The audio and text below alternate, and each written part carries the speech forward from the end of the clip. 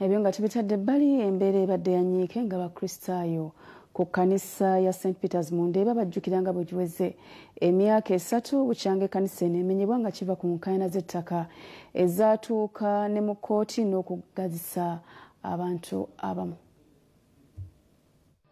Abakristaayo b'omu Ndeeba nga be baali basabira mu kkanisa ya St. Peter's bategese okusinza okw'okujjukira nga bwe giweze emyaka 3 bukyanga ekkanisa eno emenyebwa ng'ente bwe yava ku nkaayana za ttaka. Ekkanisa eno yasigazaawo kawugiro nga wano abakristaayo batadde weema okusinza. Beegatiddwa kw'abakulembeze okubadde minisita wa Kampala Hajat Minsa Kabanda, omubaka w'ekitundu ekya Rosias Mukasa n'abalala. Embeera ebadde ya buyinike nga waliwo n'abakulu okusiza amaziga nga bajjukira ebyaliwo ng'ekkanisa esuulibwa ku ddimwa.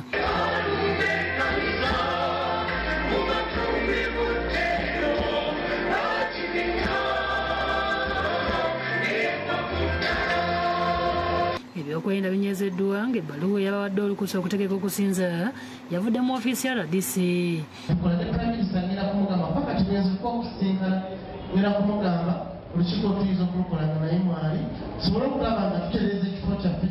Okusinza kulembeddwamu Reverend Fred Tigawalana okuva mu musomo gwa Katwettu ng'ajjukiza abagagga obutakozesa bubi ssente Katonda z'ababawadde okutulugunya abalala.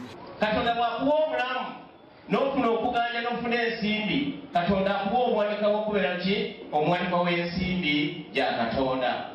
Omubaka Mukasa awabudde abagagga okussa ekitiibwa mu masinzizo baleme okugamenya n'abasaba okugula ettaka awalala. Ensonga lwaki tuzo ne tuwaayo obudde bwaffe okulaba nga tusitula eddoboozi eri abo abeegwanyiza, abeegomba, abaagala okulaba nga bakola kikimu ku kukiddiŋŋana babeere nga bakitya n'obutaddamu kukola ki. Asabye enzikiriza zonna okukwasiza wamu okutangira ekimenya masinzizo. Tugamba tutambulira ku musingi for God and my country. Ne kibeera nti ate amakanisa agamenyebwa abakulembeze tuba tuteereddwa ku mizaani. Abadde okeedde n'ensimbi akadde kamu ez'okugula ebyuma eby'okusinza. Zikansasula akakadde nga kaabuliwo. Martin Kizza yakusakidde eggulu eno ku Lwabukedde TV.